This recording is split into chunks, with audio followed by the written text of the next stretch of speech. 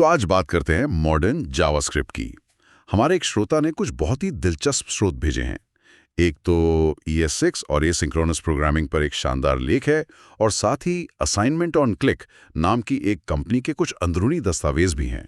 आज हम इन्हीं में से कुछ कमाल के फीचर्स को समझने की कोशिश करेंगे जिन्होंने वेब की दुनिया ही बदल दी। बिल्कुल। और मुझे लगता है ये एक बहुत ही दिलचस्प सफर है। हाँ, इन सभी फीचर्स को देखकर एक कहानी सामने आती है। ये कहानी है कि कैसे जावास्क्रिप्ट डेवलपर्स के भाषा की मुश्किलों से लड़ने से आगे बढ़कर असली समस्याओं को सुलझाने तक पहुंचे। सही कहा। तो चलिए इसी कहानी का पहला अध्याय खोलते हैं। Arrow functions. ये सिर्फ कोड लिखने का एक नया तरीका नहीं है ना? नहीं, बिल्कुल नहीं। ये एक बेहतरीन शुरुआती बिंदु है। एरो फंक्शन सिर्फ एक नया सिंटैक्स नहीं है। अच्छा। वे जावास्क्रिप्ट में हमारे सोचने और कोड लिखने के तरीके को बदलते हैं, खासकर जब बात दिस कीवर्ड की आती है। ओह, दिस कीवर्ड, जो सालों तक डेवलपर्स के लिए एक सिरदर्द बना हुआ था। हाँ, बिल्कुल। स्रोत में एक बहुत ही सरल सा उदाहरण दिया गया है। पारंपरिक तरीका जैसे function add a, b return a+b। जी। और फिर एरो फंक्शन का तरीका const add is equal to a, b is equal to a+b। मतलब ये दिखने में काफी छोटा और साफ है। सही कहा। और ये संक्षिप्तता तब और भी ज्यादा काम आती है जब हम कॉल बैक फंक्शंस का इस्तेमाल करते हैं, जैसे मैप या फिल्टर में। एकदम सही। जैसे एक एरे के हर नंबर का स्क्वायर निकालने के लिए पारंपरिक तरीके से आपको लिखना पड़ता numbers.map function num return num। थोड़ा लंबा है। हाँ, लेकिन एरो फंक्शन के साथ आप बस numbers.map num is equal to num लिख सकते हैं। वाह, कोड एकदम साफ और पढ़ने में आसान हो जाता है। बिल्कुल। लेकिन असली जादू, जैसा मैंने कहा, वो सिंटैक्स में नहीं है, वो इसके काम करने के तरीके में है। आप लेक्सिकल दिस की बात कर रही हैं। स्रोतों में इस पर काफी जोर दिया गया है। जी। ये सुनने में थोड़ा तकनीकी लगता है, पर ये डेवलपर्स के लिए इतना बड़ा सुधार क्यों था? यहाँ सबसे दिलचस्प बात यह है कि इसने जावास्क्रिप्ट की एक बहुत पुरानी और सच कहूं तो परेशान करने वाली समस्या को हल कर दिया। अच्छा, वो क्या थी? पहले क्या होता था कि जब आप किसी ऑब्जेक्ट के मेथड के अंदर एक और फंक्शन इस्तेमाल करते थे, जैसे सेट टाइम आउट या कोई इवेंट हैंडलर। हाँ, बिल्कुल, तो उस अंदरूनी फंक्शन के लिए दिस का मतलब बदल जाता था। वो आपके ऑब्जेक्ट को नहीं बल्कि ग्लोबल ऑब्जेक्ट को पॉइंट करने लगता था। बिल्कुल।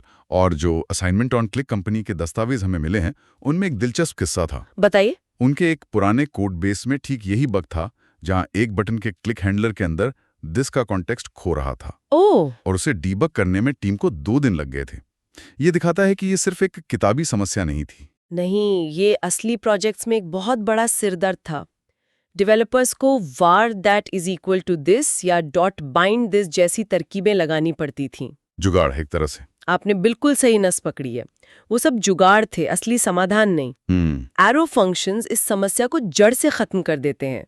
वे अपना खुद का दिस कॉन्टेक्स्ट बनाते ही नहीं। अच्छा, तो फिर वो क्या करते हैं? इसके बजाय वे अपने आसपास के स्कोप यानी अपने पेरेंट से दिस को उधार ले लेते हैं। ओके। स्रोत का पर्सन क्लास का उदाहरण इसे खूबसूरती से दिखाता है। सेट आउट के अंदर एरो फंक्शन का इस्तेमाल करने से दिस डॉट नेम सही तरीके से काम करता है, क्योंकि दिस अभी भी पर्सन के इंस्टेंस को ही पॉइंट कर रहा है। तो ये कोड को बहुत ज्यादा सहज और गलतियों से मुक्त बनाता है। एकदम। तो एरो फंक्शंस ने कोड के अंदर की एक बड़ी उलझन दिस को सुलझा दिया। हाँ। लेकिन जावास्क्रिप्ट की एक और बड़ी चुनौती बाहर की दुनिया से बात करने में थी, यानी इंतजार करना। जब आप सर्वर से डेटा मांगते हैं तो आप हाथ पर हाथ धरकर बैठ नहीं सकते। सही बात है। इसी इंतजार को संभालने की कहानी में अगला पड़ाव है प्रॉमिसेस, है ना? हाँ, और ये कहानी का एक बहुत ही महत्वपूर्ण मोड़ है। एक प्रॉमिस को आप एक रेस्टोरेंट की टोकन रसीद की तरह समझ सकते हैं। रेस्टोरेंट की रसीद?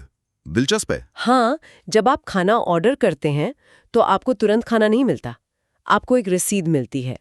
वो रसीद एक वादा है कि आपका ऑर्डर तैयार किया जा रहा है। वो प्रॉमिस उस ऑपरेशन की मौजूदा स्थिति को बताता है। तो स्रोत के अनुसार इसकी 3 अवस्थाएं होती हैं: पेंडिंग, फुलफिल्ड और रिजेक्टेड। जी। पेंडिंग यानी शेफ अभी आपका खाना बना रहा है। फुलफिल्ड यानी आपका खाना तैयार है।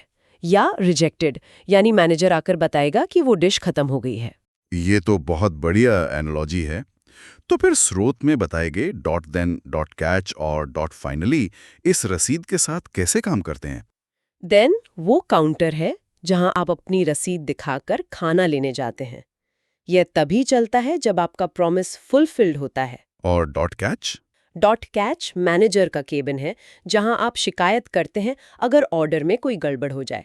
यह तब चलता है जब प्रॉमिस रिजेक्टेड होता है। और डॉट फाइनली? डॉट फाइनली यह तब है जब आप खाना खाकर या शिकायत करके रेस्टोरेंट से बाहर निकल रहे हैं। यह काम तो दोनों ही सूरतों में होगा। अच्छा, तो ये हमेशा चलता है चाहे प्रॉमिस सफल हो या असफल। बिल्कुल। और इसने उस कुख्यात कॉलबैक हेल को खत्म कर दिया। हाँ बिल्कुल, मैं उसे मजाक में कोड का पिरामिड कहती थी। हाँ, सही है। जहां हर कॉल बैक कोड को थोड़ा और अंदर धकेल देता था। अंत में आपका जरूरी लॉजिक स्क्रीन के बिल्कुल बीच में एक छोटे से कोने में छिपा होता था। सही बात है। प्रॉमिसेस ने उस पिरामिड को गिरा दिया और कोड को एक सीधी पठनीय चेन में बदल दिया। एकदम। तो ये एक एक करके काम करने के लिए है।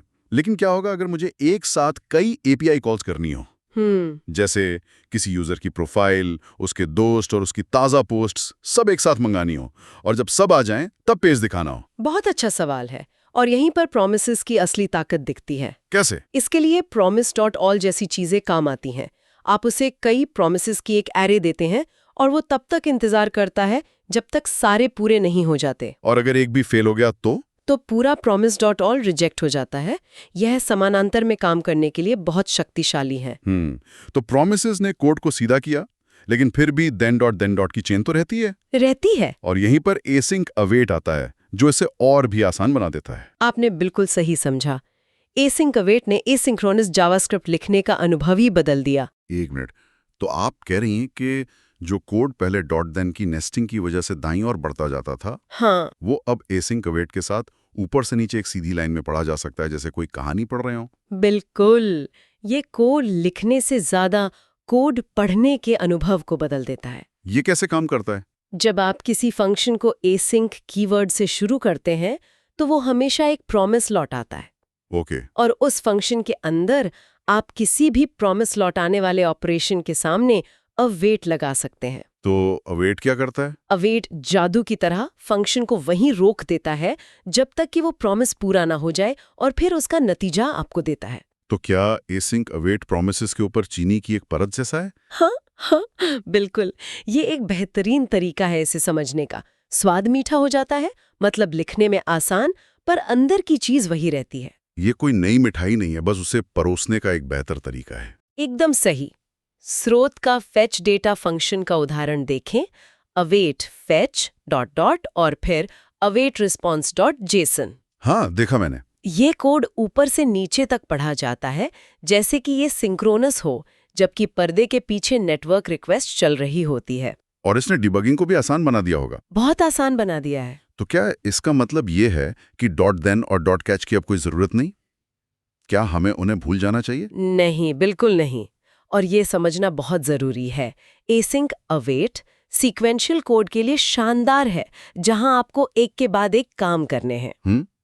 लेकिन डॉट देन अभी भी बहुत उपयोगी है, खासकर उन स्थितियों में जहां आप एक ऑपरेशन शुरू करके उसके नतीजे का इंतजार किए बिना कुछ और करना चाहते हैं। लेकिन क्या ये नए डेवलपर्स के लिए एक जाल नहीं है?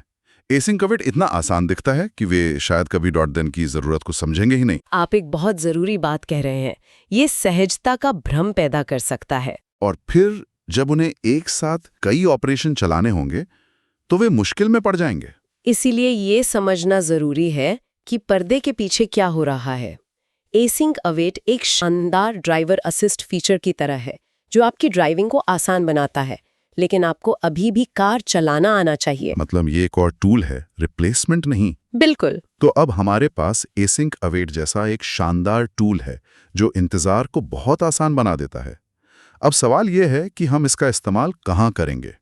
असल दुनिया में सबसे आम वजह है API से बात करना, और यहीं पर स्रोत में बताई गई फेच API तस्वीर में आती है। सही कहा। फेच API नेटवर्क रिक्वेस्ट करने का एक आधुनिक, शक्तिशाली और लचीला तरीका है। इसने पुराने XML HTTP रिक्वेस्ट को बदल दिया है। लगभग पूरी तरह से बदल दिया है, जिसे इस्तेमाल करना काफी जटिल था। अब फेच एपीआई यूआरएल की एक सीधी सी लाइन का उपयोग करके आप किसी भी सर्वर से डेटा मंगाने की प्रक्रिया शुरू कर सकते हैं। और जाहिर है ये कॉल भी एक प्रॉमिस लौटाती है जी, जिसे हम डॉट देन या असिंक अवेट से संभाल सकते हैं। और ज्यादातर एपीआईज जेसन फॉर्मेट में डेटा लौटाती हैं। स्रोत बताता है कि इसे संभालना भी बहुत आसान है। ये प्रक्रिया कैसे काम करती है? ये एक 2 स्टेप प्रक्रिया है। जब फेच का प्रॉमिस पूरा होता है तो वो सीधे डेटा नहीं देता। अच्छा, तो क्या देता है? वो एक रिस्पॉन्स ऑब्जेक्ट देता है। इस ऑब्जेक्ट में रिक्वेस्ट से जुड़ी सारी जानकारी होती है। डेटा को निकालने के लिए हमें इस रिस्पॉन्स ऑब्जेक्ट पर .json मेथड को कॉल करना होता है। ओके, और ये मेथड भी एक प्रॉमिस लौटाता है? हाँ, ये भी एक प्रॉमिस लौटाता है जो पूरा होने पर हमें पार्स किया हुआ जावास्क्रिप्ट ऑब्जेक्ट देता है। इसलिए आपको असिंक फंक्शन में अक्सर ये पैटर्न दिखता है, const response equals to await fetch, const data equals to await response dot JSON. बिल्कुल। ये तो डेटा मंगाने की बात हुई। अगर हमें एपीआई को डेटा भेजना हो, जैसे कोई नया यूजर बनाना हो, उसके लिए हम पोस्ट रिक्वेस्ट का इस्तेमाल करते हैं। ओके। फेच फंक्शन डिफॉल्ट रूप से गेट रिक्वेस्ट करता है, लेकिन हम इसे बदल सकते हैं। यूआरएल के बाद हम एक दूसरा आर्ग्यूमेंट देते हैं जो एक कॉन्फ़िगरेशन ऑब्जेक्ट होता है। और उस ऑब्जेक्ट में हम क्या बताते हैं? स्रोत के उदाहरण के अनुसार इस ऑब्जेक्ट में हम बताते हैं कि मेथड डॉट पोस्ट, फिर हेडर्स में हम बताते हैं कि हम किस तरह का डेटा भेज रहे हैं, जो आमतौर पर कंटेंट टाइप एप्लीकेशन जेसन होता है। और डेटा कहाँ जाता है? और सबसे जरूरी, बॉडी प्रॉपर्टी में हम अपना डेटा भेजते हैं। लेकिन ऑब्जेक्ट को सीधे बॉडी में नहीं भेज सकते हैं ना? नहीं, चूंकि बॉडी में सिर्फ स्ट्रिंग भेजी जा सकती है, इसलिए हम JSON.stringify का उपयोग करके अपने जावास्क्रिप्ट ऑब्जेक्ट को जेसन स्ट्रिंग में बदल देते हैं। समझ गया। ये बाहरी सेवाओं के साथ इंटरैक्ट करने के लिए अविश्वसनीय रूप से शक्तिशाली है। हाँ, बहुत ज्यादा। तो आज हमने जो समझा वो सिर्फ कुछ फीचर्स की लिस्ट नहीं है। Arrow functions, promises, async await और फेच एपीआई, हाँ। ये सब मिलकर एक कहानी बताते हैं कि कैसे जावास्क्रिप्ट एक ऐसी भाषा बनी जो डेवलपर्स के रास्ते में आने के बजाय उनका रास्ता आसान बनाती है। बिल्कुल। और अगर हम एक कदम पीछे हटकर देखें तो ये एक पैटर्न दिखाता है। क्या पैटर्न? जावास्क्रिप्ट का विकास भाषा की बाधाओं से लड़ने से हटकर असली समस्याओं को सुलझाने की तरफ हुआ है। सही बात है। पहले हम दिस के कॉन्टेक्स्ट या कॉलबैक्स के पिरामिड में उलझे रहते थे। अब ये टूल्स हमें उस सब से आज़ाद करते हैं ताकि हम अपना पूरा ध्यान यूजर एक्सपीरियंस और बिजनेस लॉजिक पर लगा सकें। एकदम। ये सिर्फ सिंटैक्स का बदलाव नहीं, ये सोच का बदलाव है। और ये हमें एक बहुत दिलचस्प सवाल के साथ छोड़ जाता है। क्या? जैसे जैसे ये टूल हमें उस घिसे पिटे कोड को बार बार लिखने से आज़ाद करते हैं जो हर प्रोजेक्ट में एक जैसा होता है, एक डेवलपर का ध्यान अब किस पर केंद्रित होना चाहिए? ये एक बहुत ही गहरा सवाल है। शायद अब हम सिर्फ सिंटैक्स और तकनीकी बाधाओं से लड़ने के बजाय असली समस्या पर ज्यादा ध्यान दे सकते हैं। मतलब जब टूल आसान हो जाते हैं? हाँ, तो हमारी रचनात्मकता और समस्या को सुलझाने की क्षमता ज्यादा महत्वपूर्ण हो जाती है। शायद अब हम केवल ये कैसे काम करता है से आगे बढ़कर हमें वास्तव में क्या बनाना चाहिए और क्यों बनाना चाहिए पर अधिक ध्यान केंद्रित कर सकते हैं। सोचने के लिए एक बेहतरीन बात। Happy coding.